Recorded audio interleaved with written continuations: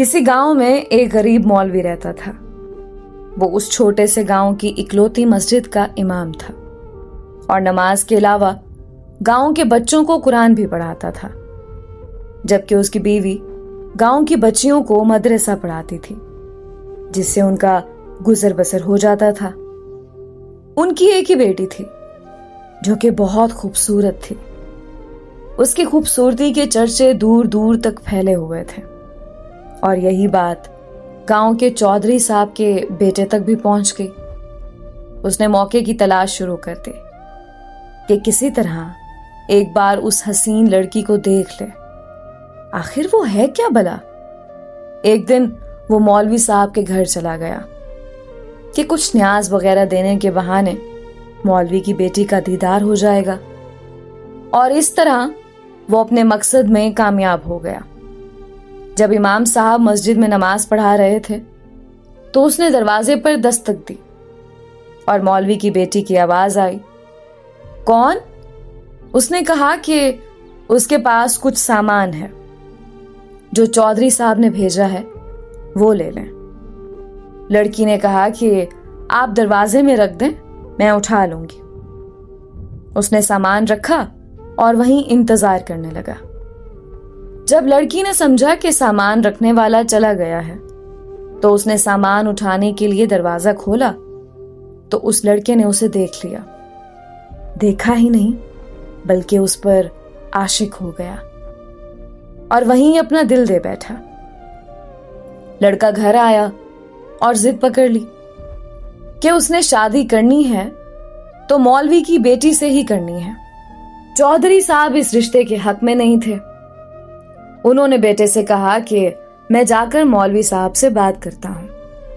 چودھری صاحب آئے اور مولوی سے کہا کہ میرا بیٹا شراب پیتا ہے، جوا کھیلتا ہے اور ہر برائی ہے اس میں اپنے بیٹے کے لیے آپ کی بیٹی کا رشتہ مانگنے آیا ہوں۔ اگر آپ انکار کریں گے تو میں ہنسی خوشی چلا جاؤں گا، یہ نہ سوچنا کہ میری ناراضگی آپ کی زندگی میں کوئی خلل ڈالے گی۔ اب ظاہر سی بات ہے مولوی صاحب نے انکار ہی کرنا تھا۔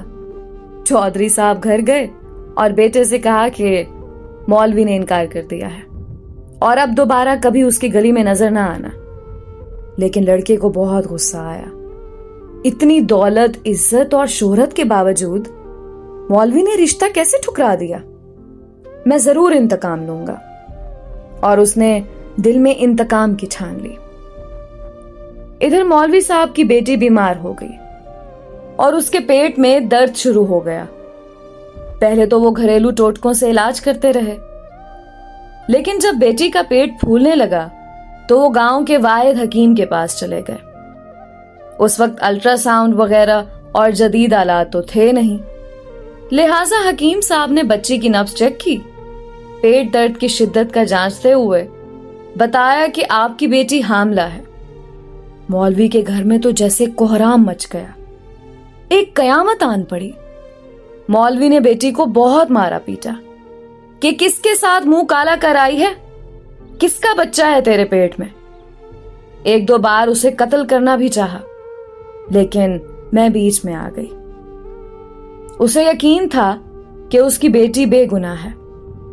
وہاں ان کی بیٹی بھی اس امتحان پر اللہ سے امید لگا کر بیٹھ گئی کہ اب کوئی معجزہ ہی اسے اس ناکردہ گناہ سے نکال سکتا ہے۔ ادھر چودھری کے بیٹے نے جب 2-3 بار مولوی کو بیٹی کے ہمراہ حکیم کے پاس جاتا دیکھا تو حکیم کے پاس چلا گیا۔ تھوڑی سی رقم ادا کی تو حکیم نے ساری بات اگل دی۔ چودھری کا بیٹا واپس آیا اور گاؤں کے میراثی کو کچھ رقم دے کر سارے گاؤں میں اعلان کروا دیا کہ مولوی کی بیٹی بغیر نکاح کے حاملہ ہو گئی ہے۔ گاؤں کی عورتیں مولوی کے گھر آنے لگیں اور پوچھنے لگیں کہ ایسا کیا ہو گیا ہے کہ بیٹی کو یہ گناہ کرنا پڑا، اس کی شادی کیوں نہ کروا دی، کس کے ساتھ منہ کالا کیا۔ غرض جتنے منہ اتنی باتیں۔ گاؤں کی پنچایت نے مولوی صاحب سے امامت واپس لے لی اور انہیں 1 ماہ کا وقت دے دیا کہ وہ اپنی رہائش کا بندوبست کسی اور گاؤں میں کر لیں۔ گاؤں والوں نے بھی اپنی بچیوں کو مولوی کی بیوی کے پاس بھیجنا چھوڑ دیا۔ ہر طرف سے मौलवी साहब परेशानियों में घेरे जा चुके थे। उन्हें कोई रास्ता दिखाई नहीं दे रहा था। एक दिन वो परेशानी के आलम में बैठे थे कि दरवाजे पर दस्तक हुई। जाकर दरवाजा खोला तो सामने एक खूबरू नौजवान खड़ा था। अंदर आने की इजाजत तलब की तो मौलवी साहब परेशानी के आलम में कुछ सोचने लगे। लड़का समझ गया और अपना तारुफ करवाया कि मैं आपका शागिर्द हूं, बचपन में आपसे कुरान पढ़ा है, फलां शख्स का बेटा हूं और बराबर वाले गांव से आया हूं। मौलवी साहब ने पहचान लिया और उसे अंदर ले आए। उसने अपने आने का मकसद बताते हुए कहा कि उसे मालूम हुआ है कि आपकी बेटी के साथ ये माजरा पेश आया है। मजीद बताया कि वो शहर से हिकमत का कोर्स मुकम्मल करके आया है और गांव में हिकमत खाना बनाने का इरादा रखता है, लेकिन आते ही उसे इस बात का इल्म हुआ तो उसे यकीन नहीं आया कि ये वाकया सच है और वो इसका राज मालूम करने पहुंच गया। मौलवी साहब को भी कुछ उम्मीद सी नजर आने लगी।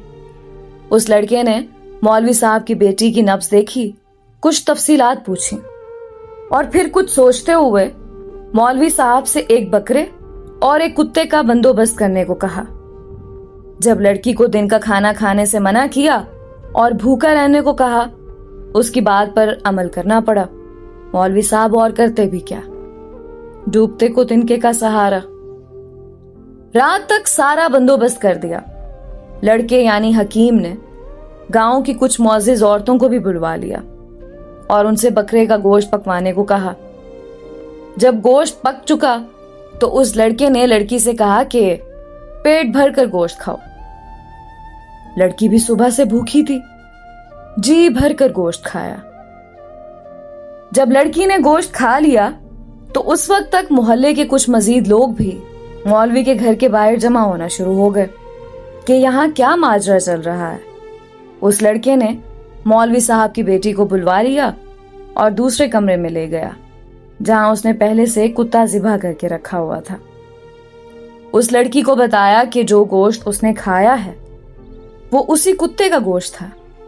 बस फिर क्या था, लड़की ने उल्टियां शुरू कर दी और जो कुछ खाया था सब बाहर आने लगा।